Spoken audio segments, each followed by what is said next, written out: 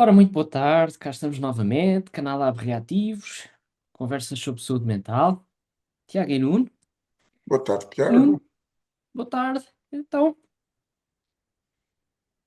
não, Um- Com três letrinhas apenas se escreve a palavra não. é. E o nosso tema de conversa hoje. É uma das funções mais nobres do processo mental, E complexas. sem a qual eu diria pouco do processo mental é digno desse nome. Seríamos meras máquinas de copiar se não fosse o não. É, é comum se falar que as crianças em dada altura da vida ah, entram na fase do não, dizem Sim. não muitas vezes. Elas já começam a fazer o não, ah, antes de falarem, quando começam a falar, já começam a utilizar o não de outras formas. Ah, Classicamente, quando a mamãe quer que ele faça cocó, mas ele não se despacha, ele faz cocó quando ele quiser, não é quando a mãe quer. Pela primeira vez na vida, ele começa a mandar numa das suas funções corporais. Ok, já manda noutras, é verdade. Mas essa é daquelas que eu diria com maior significado psíquico. Eh, Eu faço ou não faço, eh, quando me aprover. Não é quando me mandam. É a minha vontade, né? Eh, Já agora, lá mais à frente há um outro aspecto que eu acho que é bastante relevante em relação ao não, mas que é o não é a negação ou negativo, não é o negativo, mas é a negação de algo. Uh, Curiosamente, não funciona como na aritmética. O não, a negação, por antítese à afirmação, a dupla afirmação é uma afirmação. A dupla negação é uma afirmação. Uhum.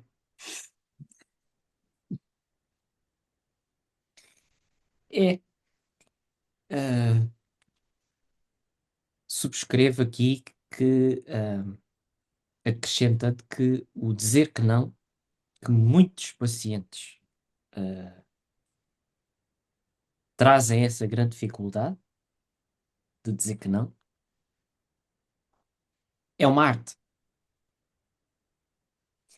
Ah, e não só é uma arte, como é também uma capacidade psíquica complexa, que transcende, ah, o verbo. O que é que eu quero dizer com isto? Que o nosso psiquismo, por exemplo, de acordo com a psicanálise, e uma psicanálise fundada naquilo que é o negativo, ah, nos diz que o inconsciente é formado por ação de um recalcamento primário ou originário e depois por um secundário que é o recalcamento propriamente dito. Mas este inconsciente é formado porque determinadas ideias são injetadas forçadamente do consciente. Ah, e esta injeção forçada, este dizer que não, forma dois espaços internos. Pelo menos dois. Mas uma topografia complexa que é o inconsciente, o consciente, com a questão pré-consciente também intermédia. Portanto, há aqui um não como ação que forma a dinâmica inconsciente. Consciente e inconsciente, por assim dizer. Isto por um lado. E isto é importante porquê? Porque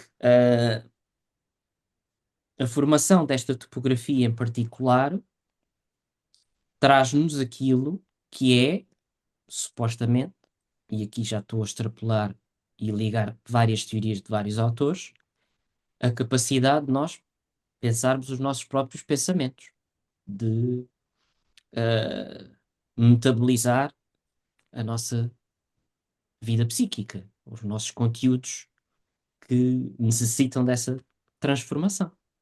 Portanto, eu diria, eu sei que isto foi aqui uma espécie de academismo, uma coisa mais complexa, mas não queria deixar de transmitir a ideia que este não constitui ou é responsável por formar uma pele psíquica, um continente psíquico, um aparelho para pensar os pensamentos, por aí fora. Portanto, Estaria na origem do eu e do não eu, sim, quer pela via da identificação do eu por oposto, oposição ao não eu. Eu, pelo menos, tenho logo a tendência para pensar no não como forma de determinação da vontade, mas de facto o processo começa aquém da determinação da vontade. É um bocadinho uma. e depois também, voltando um pouco à lógica mais freudiana da coisa, que é o inconsciente não conhece a negação, mas a negação de determinadas vontades inconscientes é crucial para implementar, por exemplo, o princípio de realidade que traz o processo secundário e o pensamento.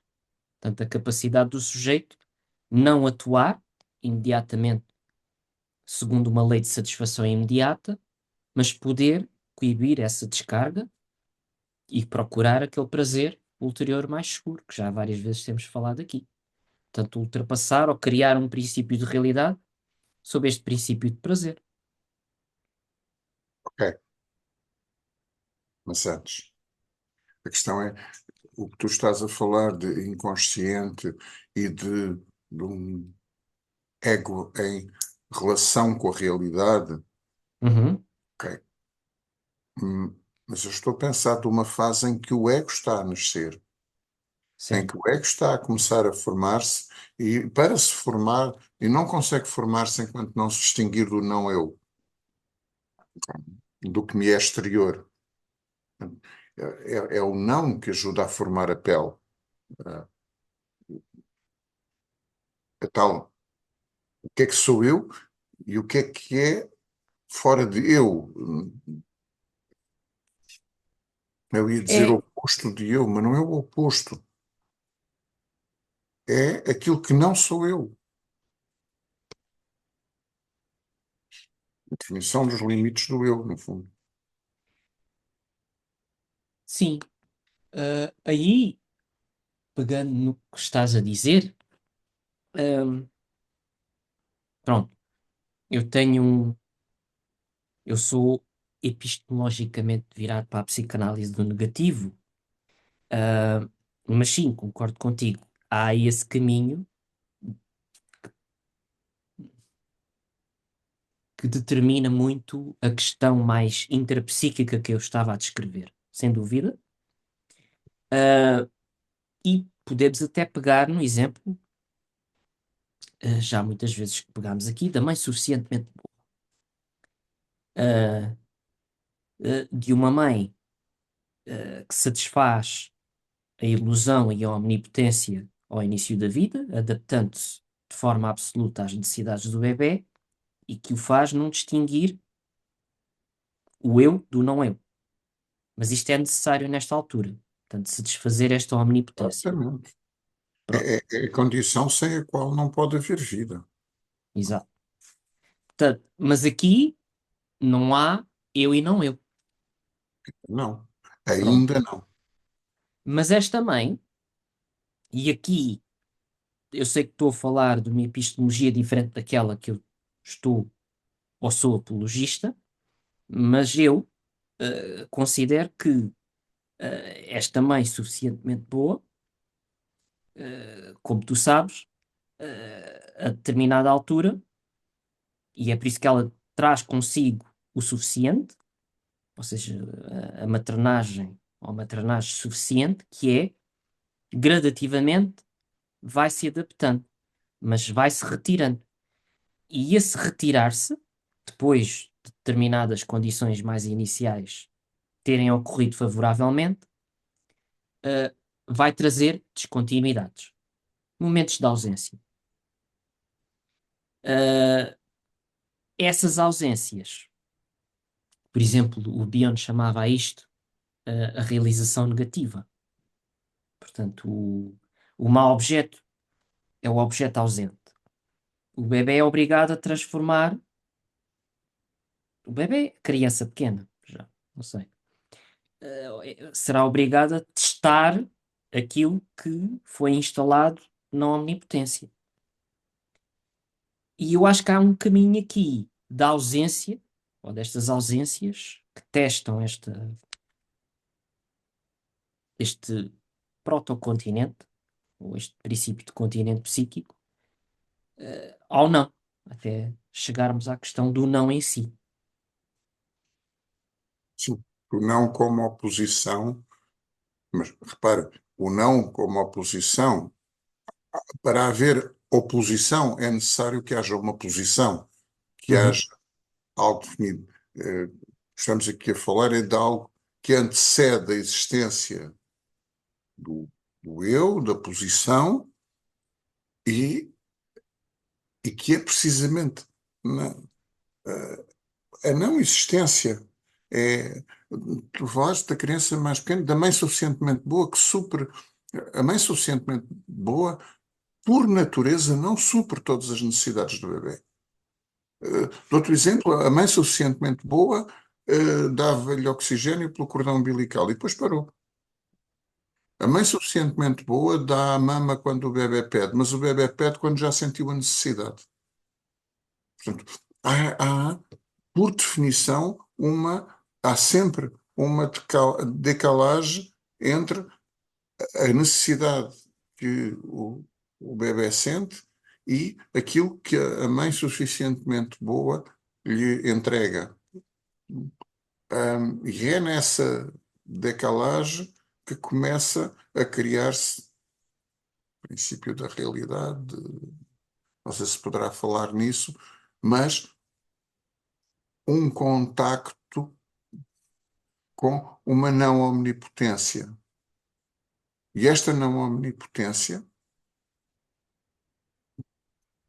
do meu ponto de vista, a omnipotência não é criada no bebê, é a sua natureza inicial. E há que abrir mão dela.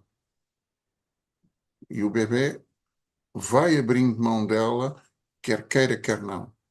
Força da realidade física uhum. e As biológica. exigências, É, é, que falávamos até noutro episódio. é, eu não queria, não me apetecia agora estar a utilizar o termo da mãe suficientemente boa, que eu acho que na perspectiva winnicottiana tem todo um significado, mas remete para uma mãe um bocadinho mais à frente, eh, uma mãe de um bebé um bocadinho mais maduro. Um bebé que já tem mais eu do que no início da vida. Eh, Não sei se querias seguir aqui este encadeamento, mas eu gostava de saltar para uma coisa que tu disseste que é, na clínica, esta coisa do não tem arte. Sim. Precisamente porque o não agora como oposição, não o não como negativo de que nós estávamos a falar, já é como oposição de um eu existente ao exterior, eventualmente aos outros, um pouquinho mais à frente. Tem arte, gostei do termo, aprende-se, não é inato. Ahm, como é que se diz não? Muitas vezes, quando nós falamos com os pacientes consciencializam, quiçá pela primeira vez, que não têm facilidade em dizer não, em marcar a sua posição. Ok? Está tudo explicado. Ah, hoje trabalhamos o tema do não, não é? Mas não, a pessoa não consegue fazer aquilo, porque não aprendeu. É necessário aprender a dizer não, a marcar a nossa posição. Isso aprende-se e demora tempo. Uh, muitas vezes os pacientes ficam quase como que exasperados. Então, mas porque é que a mudança não ocorre assim? Então, já percebi porque é que não ocorre. Porque não nos foi ensinado. Uh, saber dizer não, quantas vezes, até num discurso mais diplomático, uh, há sims que são uma delicada forma de dizer não. Uhum. Eu vou, digamos, ao discurso diplomático, que eu diria que é talvez o discurso mais subtil que o humano é capaz, não é? Mais elaborado, em que muitas vezes alguns sims são uma forma de negar. Uh, pronto. E isso aprende-se. Um, o miúdo que não quer fazer os trabalhos de casa não pode dizer na cara da professora: eu não quero fazer essa porcaria, tenho mais que fazer na vida. Tem que engendrar outros sistemas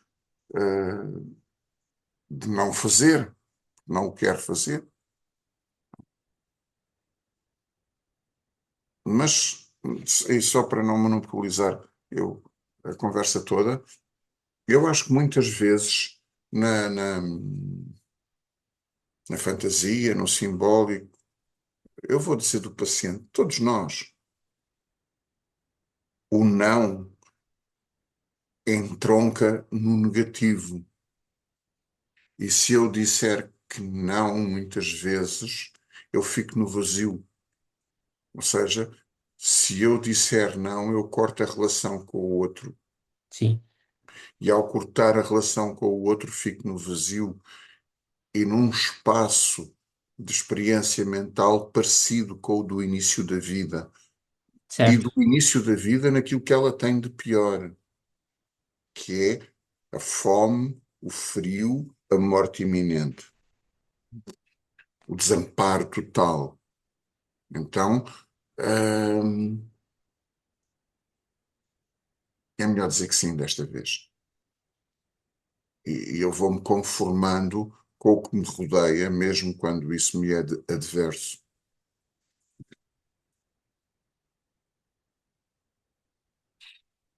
Ah, eu também estava a pensar noutra coisa, que é, ahm, a nossa intimidade, o nosso espaço privado, a nossa privacidade. Por exemplo, ah, quantos pacientes não nos trazem muito um historial em que o progenitor ou os progenitores não compreendiam, estou aqui, estou a ser simpático a dizer que não compreendiam, ah, o que era isto de ter o seu espaço privado, a sua, não só físico, mas também psicológico. E eu já vou lá. Por exemplo, um pai ou uma mãe que, pronto, naturalmente, mais no início da vida, até talvez mais na fase da adolescência ou até de algumas crianças, a criança vai explorar o mundo. Então, mas onde é que vais? Com quem é que vais? Pronto, há toda esta preocupação, que é natural, mas eu estou aqui a falar de um cenário quando ela não é preocupação e se torna noutra coisa, que é uma espécie de espionagem, não é? E a espionagem, nestas circunstâncias, tem qualquer coisa de perverso. Ou seja, ah, cria algo neste sujeito que pode tomar várias formas na sua vida adulta. Uh, e o que eu estou a tentar aqui descrever é muito esta questão de ter segredos. Quantos adultos, Nuno, tu saberás isto bem melhor que eu, uh, não trazem muito esta questão que parece muito simples, mas não é. O que é isto ter um segredo? Ou seja, aquilo que eu posso e escolho guardar para mim. Ou seja, que digo que não. É, isto é meu. É a minha informação, é o meu conhecimento, é qualquer coisa que eu fiz, é qualquer coisa que eu senti que é só meu. E que eu posso e tenho esta capacidade porque tenho aquele continente, aquele espaço psíquico, aquela pele psíquica que eu falava, que vem muito daquele desenvolvimento que falávamos ao início, que me permite dizer este não. Portanto, e aqui estou-me a basear muito até na obra da psicanalista de Pierre Alanier, que considera que o segredo é uma condição sine qua non para pensar. O pensar introspectivo da psicanálise. Cenários, então, não nos faltam para discutir o que é esta ausência de segredo e de intimidade e de espaço privado tem como consequência na vida adulta. Portanto, eu trabalho só com adultos, portanto, falo de adultos. Uh, exemplo. Eu acho que há algo a perder quando isto é muito variável. Portanto, eu tenho que ter muito cuidado com isto que vou dizer a seguir. Determinadas pessoas fazem do progenitor uma espécie de irmão ou amigo próximo. E isto tem consequências. E eu estou a falar aqui de cenários específicos. Não estou a dizer que um progenitor não pode ser um amigo, não pode ter alguma. Não pode ser um confidente em determinada forma, mas isto às vezes toma proporções em que não há vantagem em estar a partilhar tudo com um progenitor. Porque então, onde é que fica o meu adulto? É porque um adulto é a soma de tudo o que vem de trás. Um adulto é um bebê, é uma criança e é um adolescente tudo junto. É, e eu acho que há aqui um não muito fundamental de separar águas, dito de uma forma mais coloquial. E eu acho que há pode existir muita perversão nestes não segredos, portanto, nesta fluidez de comunicação entre progenitores e filhos, e não só, não é? Portanto, mas força, Nuno, eu estou-te a Tu, ver tu, aí. tu disseste que muitas vezes o indivíduo usa o progenitor como confidente. Sim, Ao contrário, é o progenitor que usa a pois, cria como sujeito com o qual pode trocar confidências. Não é? sim, sim, O não, ok. a realidade impõe algum tipo de não, mas o não precisa de ser ensinado pelo progenitor. Sim, sim, sem dúvida, sim. Isso é A, verdade. a criança, por exemplo, tem curiosidade em relação à sexualidade dos progenitores. É natural que tenha. Cabe Uhum. aos progenitores usarem o não para manter a criança fora da sexualidade dos progenitores. Precisamente. Epá, é um bocadinho fora do nosso âmbito, mas epá, aqui está no sítio, que é, e acho que a nossa era atual da hipersexualização da vida mental das crianças, altamente tóxica. A sexualidade para as crianças, naturalmente, não é igual à sexualidade adulta, até porque o seu corpo não o comporta. E esta tendência que há hoje em dia, tá, não, não tem problema nenhum, claro, as criancinhas perceberem perfeitamente a cópula e desfrutarem a cópula e observarem naturalmente os genitais aptos a copular, que isso é absolutamente normal e natural. Amigos, não é bem assim. Estamos a sujeitar a criança a algo que ela fisicamente ainda não é capaz de sequer de perceber. Uhum. Bom, além de que ah, ah, eu estou aqui a tentar perceber até onde é que me estico. É fundamental para o desenvolvimento da nossa espécie,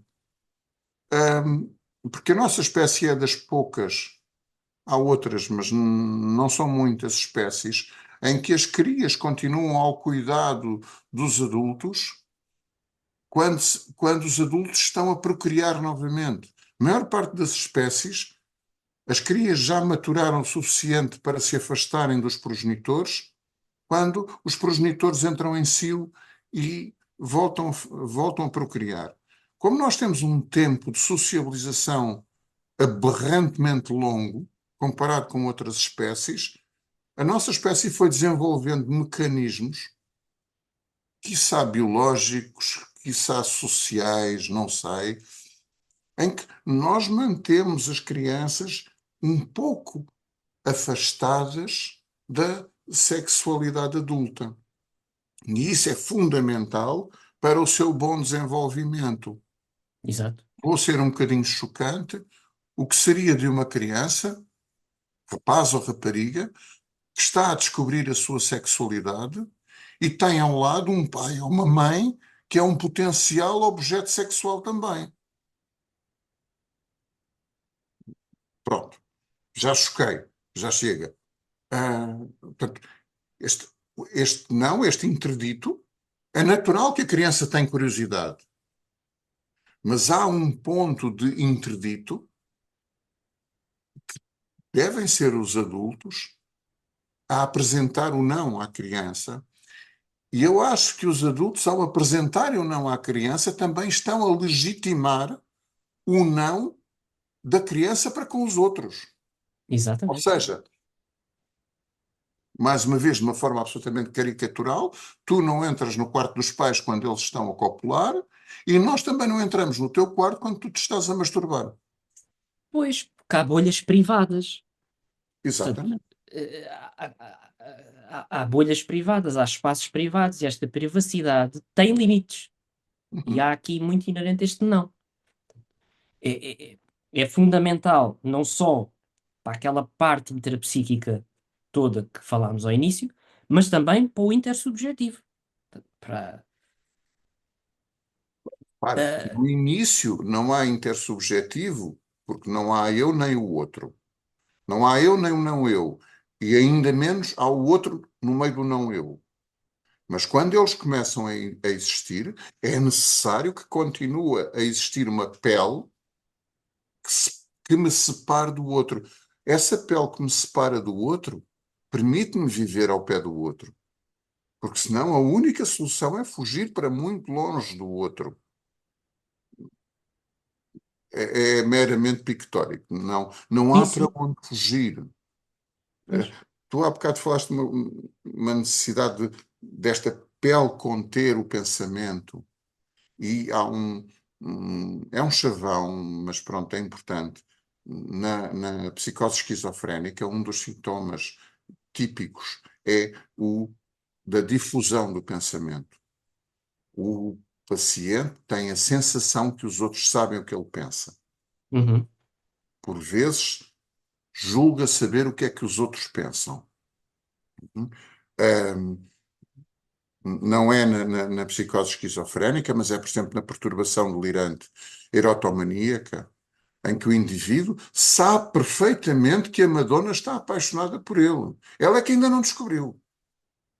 E eu acho que isso depois também tem outros graus. Na clínica winnicottiana fala-se muito do confusional.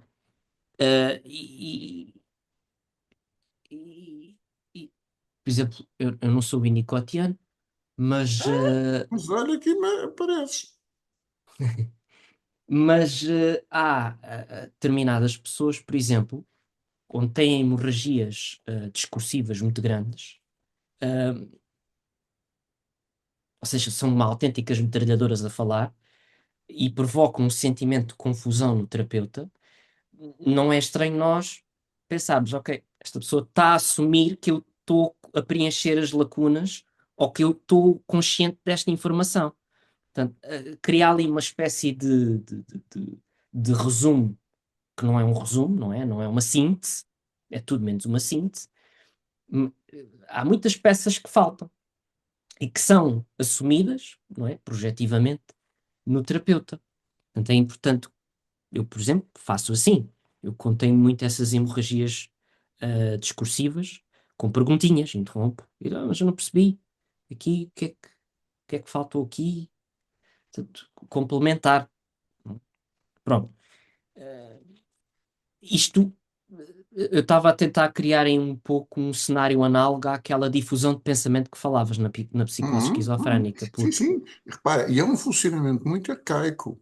Porque o pois, bebé, de facto, bombardeia com quem o rodeia com um discurso, mesmo ainda numa fase verbal, eh, que tem sentido dentro da cabeça dele, mas que ele não nos consegue comunicar, porque quando tu fazes essa hemorragia discursiva, nós estamos a falar das palavras que o paciente utiliza para se exprimir. Pois, e a palavra tem as suas limitações na capacidade de exprimir o que vai na mente da pessoa.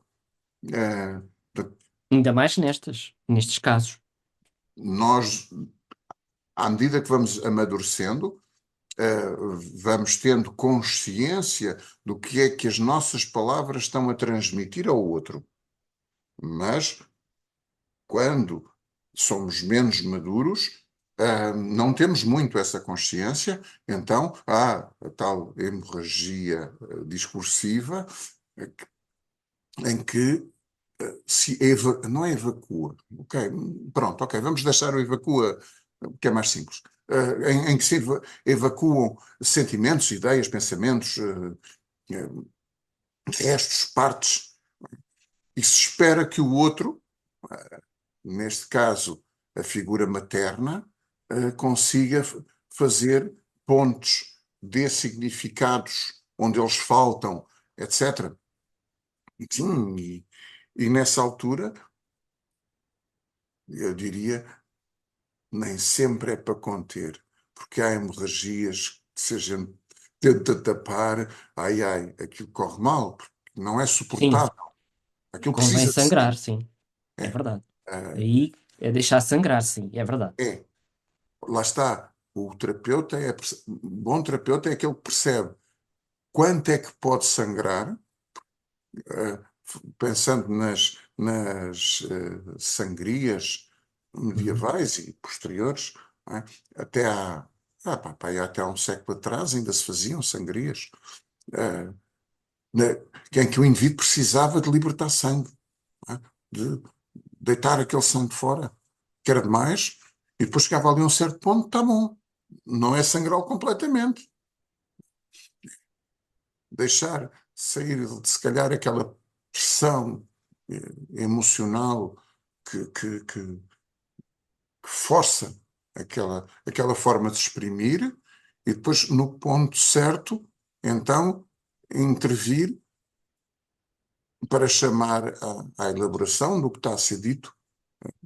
Pronto, peguei por aqui, eh, Sim, mas sim, na psicose é onde esta pele psíquica mais falha. Falha no é. sentido que ainda não está bem constituída. Ainda é uma pele demasiado permeável. Eh, Então, o que é eu e não eu, o que é eu e o outro, ainda é pouco óbvio. Não é? Há pouco, eh, quando tu começaste a falar dos progenitores e da intimidade, do espaço da intimidade, eu tinha para trazer à conversa aquela clássica: a minha filha é a minha melhor amiga, conta-me tudo da sua vida amorosa. E ocorre-me sempre, eu espero bem que não. Pois, precisamente. Bem de todos. Espero bem que não. É, mas é engraçado como isso é tão comum e, contudo, tão doentio. Não é? Ou seja, vamos pôr a filha, porque é assim, eu acho que isto estou a falar um bocadinho em cima dos joelhos, que é o rapaz já se sabe, tem um pénis que fica erecto e faz aquela coisa, pronto, não tem mais nada que saber. A sexualidade das filhas já é uma coisa mais complexa, porque as meninas fazem de outra maneira. Não é? E então, depois tem esta mamã.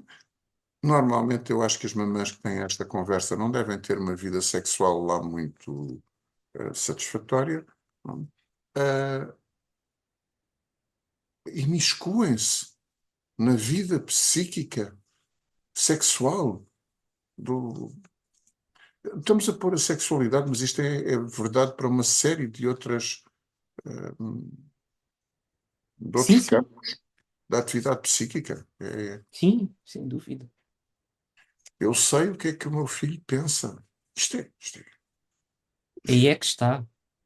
Aí é que está. Eu tenho que saber.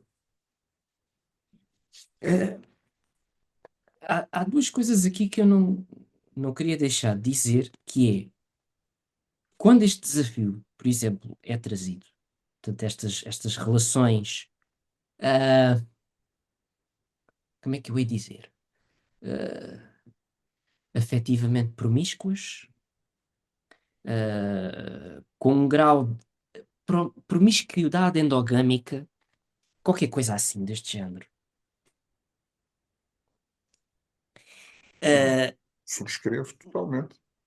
nós não podemos, de repente, porque o paciente muitas vezes traz, muitas vezes, não sei, eu e muitas vezes. O paciente às vezes traz muito, de repente, a revolta. Pá, quero cortar isto. Cortar. Só que não se corta. E eu acho que aí entra muito aquilo que tu uma vez falaste aqui e que me ficou gravado, que uma coisa é clivar. Outra coisa é ir fazendo uma separação, um crivo, e separar a clivagem da crivagem. Sendo que eu considero a crivagem uma manobra, por exemplo, que trabalha a favor da separação. Isso, ir fazendo uma separação. Portanto, ir Trigo no joio. percebendo, pois, o trigo do joio. Portanto, o que é meu? O que é o meu pai? O que é a minha mãe? Porque não é, nada disto é possível fazer se de repente, e nem a pessoa aguenta, psicologicamente, cortar, acabou, vou pôr de lado. A confusão vai com a pessoa. É. Põe de lado e depois como é que se faz? Pois, Eu nunca aprendi. É precisamente porque a criança vai experimentando a vida à sua maneira, que vai descobrindo o que é que gosta. Gosta de kiwi, mas não gosta de morango. Não é, hum, embora sinta alguma atração pelo paladar do kiwi, mas porque a mamãe e o papá sempre lhe disseram que o morango é que é bom e que o morango tem mais vitaminas que o kiwi, então ele gosta é de morango. Ou seja, ele cada vez que come um estupor de uma fruta, estão os papás no meio dos dentes dele e no meio da língua dele a dizer-lhe, pá, cospe fora o kiwi e come o morango. O morango é que é bom. Ou seja, é quase como se ele não pudesse comer um morango sossegado. E o kiwi. né? É Eu que lembro que depois, havia antigamente, agora não se fala tanto nisso, mas aquela ideia muito gira, quando um casal está na intimidade, não estão só duas pessoas na cama, estão seis. Epá, E isso remete-me logo para o Charlie e a fábrica de chocolate e os avós do Charlie que estavam os quatro na mesma cama. Aquela malta toda misturada. Bem, olha, agora estico-me aqui em associações razoavelmente livres, que é o caráter da orgia é claramente infantil, é em que nós estamos todos misturados uns com os outros. Qualquer coisa do género, aparece-me aqui um pé, mas eu não sei se é o meu, se é o da minha sogra, se é o da minha mãe, se está aqui um pé. Não é? Pois,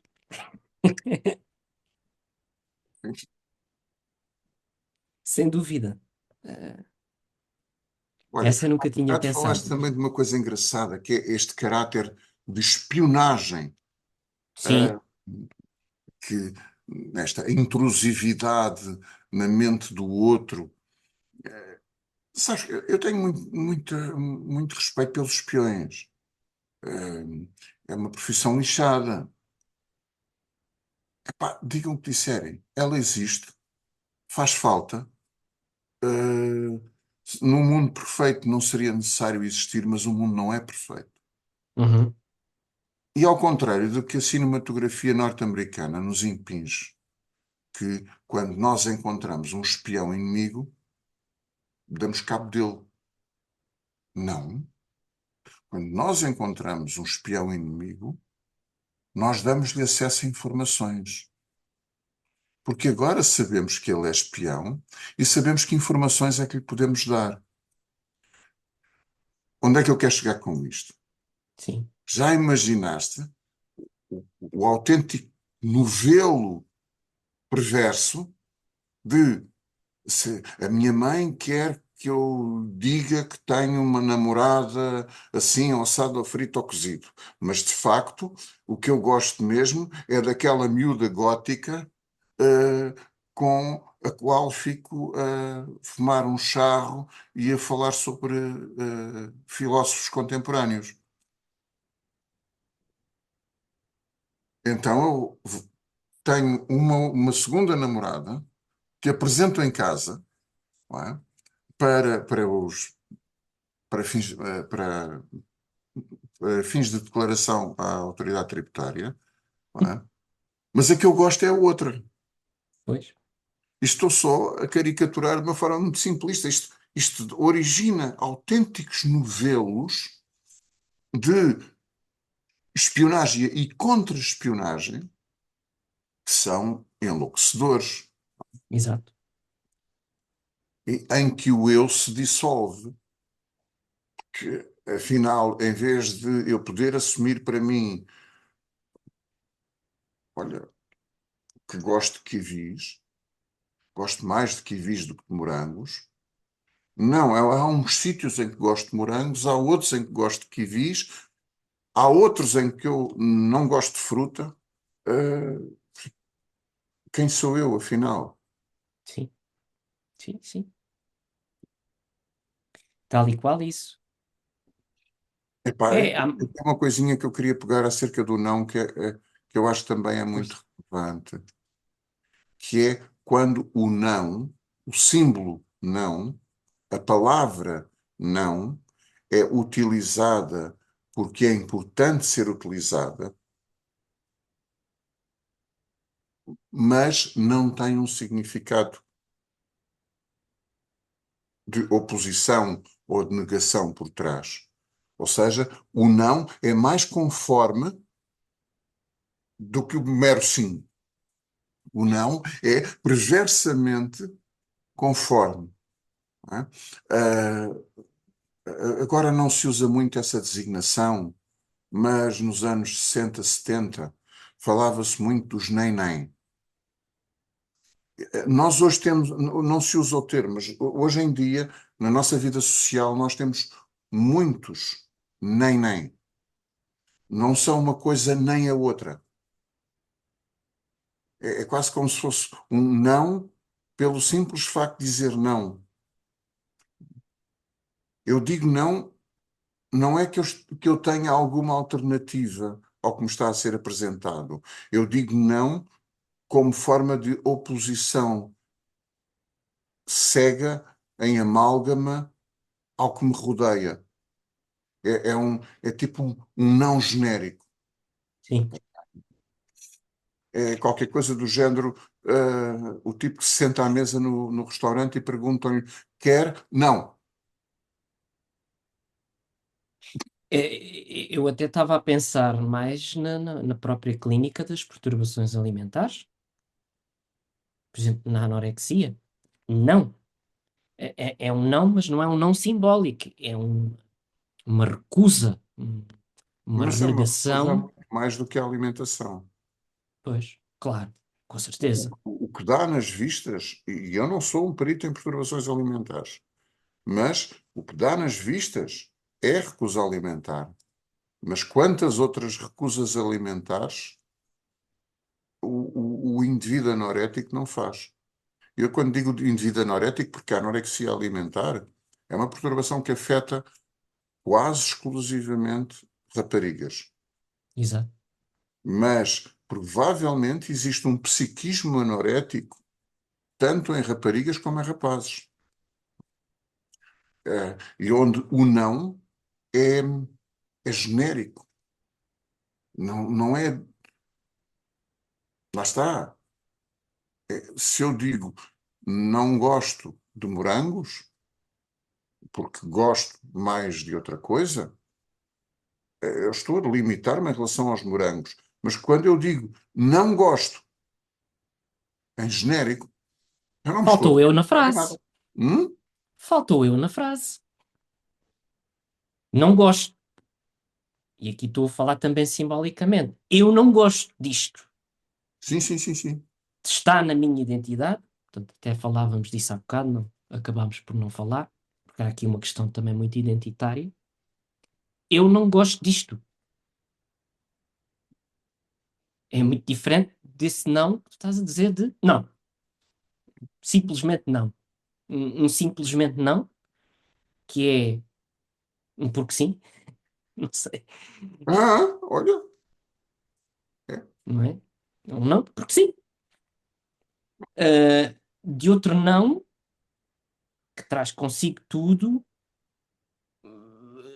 toda aquela dimensão que discutíamos do segredo, do privado, da consciência da alteridade do outro, etc. Repara, uma pessoa que tem segredos tem fantasia. Tem uma fantasia. Há coisas que são só minhas, sim. não saem daqui. E que eu as correlaciono comigo. São minhas, eu sinto-as. Têm a minha história. Força, força. Eu agora ia tirar um género de martelada pessoal.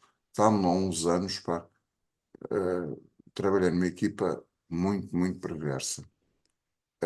E as reuniões eram um suplício completo. E às vezes nas reuniões eu divagava, a propósito do secreto, às vezes nas reuniões divagava cá na minha mente, epá, fazendo, como é que eu ia dizer, cartoons bastante degradantes para as pessoas em questão. Eu lembro-me de uma amiga minha que lá estava e que assistia a essas reuniões, e uma vez falei-lhe de um desses meus cartoons. E ela dizia-me: epá, realmente, pá, eu via-te nas reuniões e tu às vezes estavas-te a rir sozinho. É que esse gajo é maluco, pá. Pá, repara, isto é privado. Epá, mas eu não conseguia deixar de exprimir uma parte daquilo Claro. que ia na minha mente, não é? Aqui tinha, obviamente, um caráter evacuativo. Obviamente, eu queria era mandar aquela gente toda à merda, fazê-la desaparecer da minha frente, mas não podia. Não é? Então fazia os cartoons para me defender, para os atacar, não é? Internamente. Não podia contar isso às pessoas, pá, mas escapava-se-me o risinho malandreco, ah, daquilo que ia ocorrendo dentro da minha cabeça. Sim. Isto de fora, o gajo deve ser maluco. Eu disse, "Epá, Bem. engraçado, eu nunca tinha tido consciência disso, mas Aham. depois, pensar, epá, tu às vezes estavas-te a rir sozinho. Epá, pois está, realmente. Pois estava a viver coisas sozinho. Não é? Está na minha fantasia, podia-me rir daquilo e ainda isso ia-me mantendo alguma sanidade mental. Porque se Pois. eu me deixasse impregnar pelo ambiente daquelas reuniões, eh, ou enlouquecia ou matava alguém. Repara, peguemos, e não foi assim há tanto tempo, no que a ação repressiva de um Estado que não tolera ideias diferentes faz nas pessoas, não é? Portanto, vejamos o efeito que existe no fora. Uma coisa bastante concreta. Estás a falar qual dos estados repressivos? É que eu Eh, conheço tantos. Pronto, por exemplo, do nosso, que existiu. É, existiu no Ah, pretérito perfeito. pronto, lá vem as diabruras. Diabruras. Bom, uma coisa é tu chegares ao pé de um gajo que não gramas e dás-lhe pancada. A outra é deixar-lo estar sozinho na sala, mas tiras de lá o oxigênio. Pronto. Pois, Não, mais concretamente, uma coisa é tu prendes o indivíduo, tortura-lo e arrancas-lhe as unhas, e arrancas-lhe os dentes, e mata-lo, e matas, mais não sei o quê.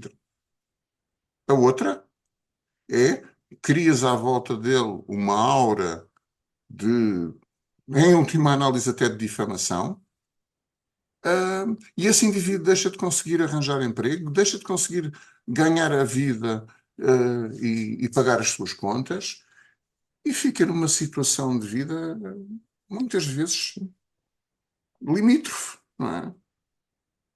Não, ainda bem que as pessoas deixaram de ser torturadas e presas e isso tudo, mas não estamos muito melhor do que estávamos. Um pouquinho melhor.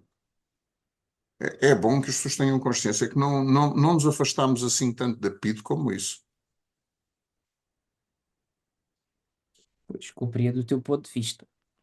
Mas, olha, certamente concordarás comigo que o tema merece uma parte 2. Sem dúvida. No entanto, acho que era importante lançar aqui umas marteladas. Não sei se tens aí alguma, eu dou-te sempre. Olha, não posso deixar de utilizar, não é uma martelada, mas uma gracinha. Ainda há bocado falávamos dos Queen e vem-me à cabeça novamente: We're all waiting for the hammer to fall. Uhum. Ok, pronto. Não é uma martelada, mas venham elas. Ok. É assim, eu comecei aqui a pensar. Eu não vi este filme, aliás, nós já tínhamos falado. Isto, Nem te antes de, reconheço. antes de Há um filme que apresentar, tu não viste. a martelada que eu quero apresentar, vou dar dois pequenos exemplos que pensei, que é um filme que já falámos, que é o Liar Liar, portanto, o Mentiroso Compulsivo com o Jim Carrey, de 97. Falámos no episódio da mentira, e aqui é notório o prejuízo que existe em termos de fábula cinematográfica, não é? Materializado pela fábula cinematográfica, do indivíduo que não consegue mentir, que não consegue guardar nada para ele, não é? Que é um open book, que é transparente, que, pronto, e por aí acho que é até exemplificativo daquilo que falamos. Mas ele depois também é outro filme que só diz que sim, não é? Ou diz que sim a tudo, que é o Yes, ou Yes Man, não sei. Mas Esse eu não não vi, está bem. mas calculo que a premissa seja. algo parecido. No entanto, ah, só me ocorreu uma. E eu não sinto bem como é que me vou desembaraçar disto, porque eu só vi este filme uma vez, que é o filme Mother, com ponto de exclamação. A Mãe, de 2017, que é do Darren Aronofsky, ah, que retrata a história de um casal, ah, em que, epá, eu não consigo lembrar, fiquei assim um bocado chocado quando vi o filme. O filme é assim muito impactante, não só visualmente, ah, mas o que eu recordo é muito a intrusividade. Tudo era permitido. As pessoas entravam em casa, o marido consentia. E ela perguntava, mas como? O filme todo ele, para mim, e eu aqui estou muito a basear no que senti quando vi o filme, e não consigo, obviamente, agregar ideias que elaborem aqui uma análise mais complexa disto. Estou-me a guiar muito pelo sentimento. Neste filme não há não. Tudo acontece. Os vizinhos entram. Pois há coisas grotescas. Roça o grotesco. E é um filme que eu acho que pode ser muito interpretativo. É muito interpretativo. E acho que era merecedor de uma análise futura. Por exemplo, o realizador, do que eu ouvi dizer, um, considera que a mensagem, o simbólico deste filme, são as agressões que a humanidade faz ao ecossistema, por exemplo. Acho que é esta a mensagem que ele quis muito veicular quando fez este filme. De uma mulher que é constantemente invadida, que lhe tiram tudo, que lhe roubam espaço, que lhe roubam relação, que lhe roubam até o próprio bebé, e sei lá mais o quê. É um filme, na minha opinião, não há privado. Não há. Aliás, eu acho que até comentava contigo isto hoje, que eu dizia que ter uma casa é um não. E vivemos numa era em que é difícil, é muito difícil para a população portuguesa dizer que não desta forma. Ter uma casa, ter o meu espaço. Não é só a portuguesa. Pronto, com certeza. Calculo que não. Uh, porque a casa, para além do seu valor simbólico, de espaço interno, psíquico, não é? O meu espaço, onde eu estou, onde eu escolho, onde tenho escolha, onde eu posso exercer a minha potência e Pode, dizer, podes. Não quer dizer que exerças. exatamente, Por aquilo podes. que me contaste, as personagens deste filme era isso mesmo. Era um casal, mas toda a gente lhes entrava pela casa dentro. Sim, e aqui, pronto, o marido aparece aqui muito como um sujeito passivo, que dizia que sim a tudo. Portanto, não sei se era essa a intenção, mas quem retém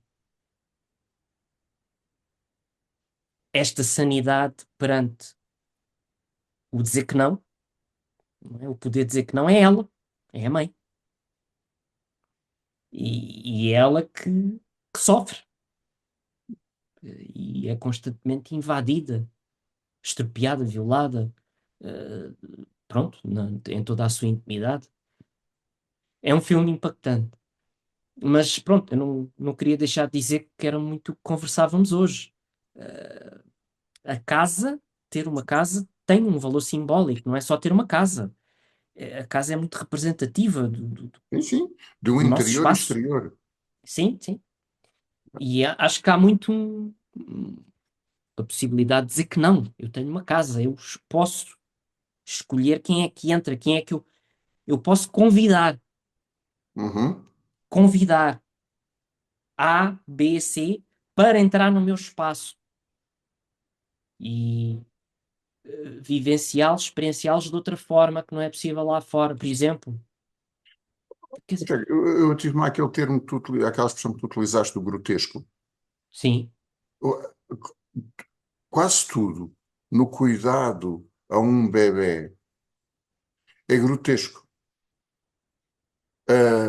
Nós mexemos onde queremos ou achamos que precisamos, sim. expomos-lo, mostramos, tiramos-lhe fotografias, ah, ou seja, que ele ainda não é capaz de dizer não, ainda não existe o não.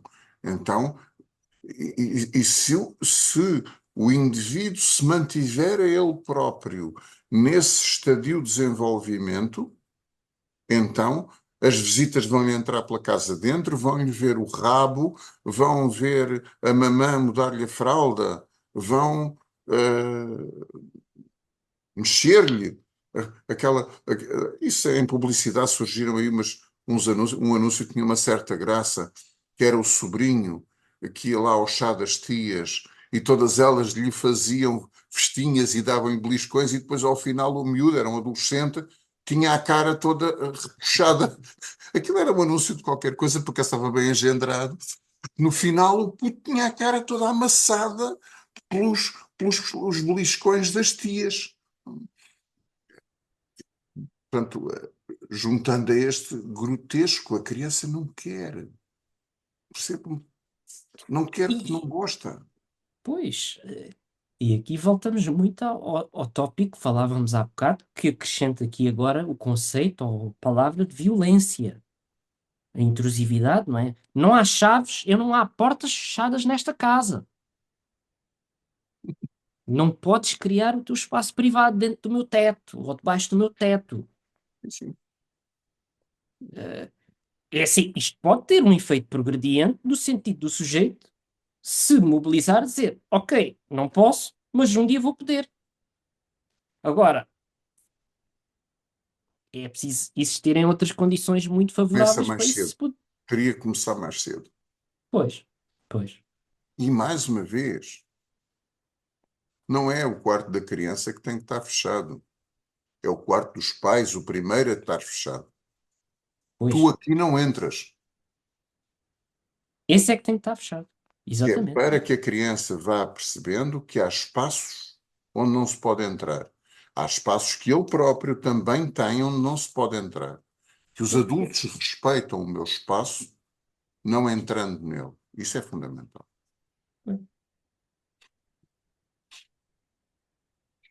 Enfim, tem que haver uma parte 2. Este ainda vai ser uma trilogia. A trilogia do não. Hum, epá, eu gosto com três letrinhas apenas. Pois, muito bem. Já chega então. Hoje vamos dizer que não, por agora, É, mas não quer dizer que não haja mais para a frente. vamos passar, exatamente, vamos passar a uma fase de não episódio. Agora, Exatamente. Muito bem. Despedimos mais uma vez e até uma próxima oportunidade. até breve. Até lá.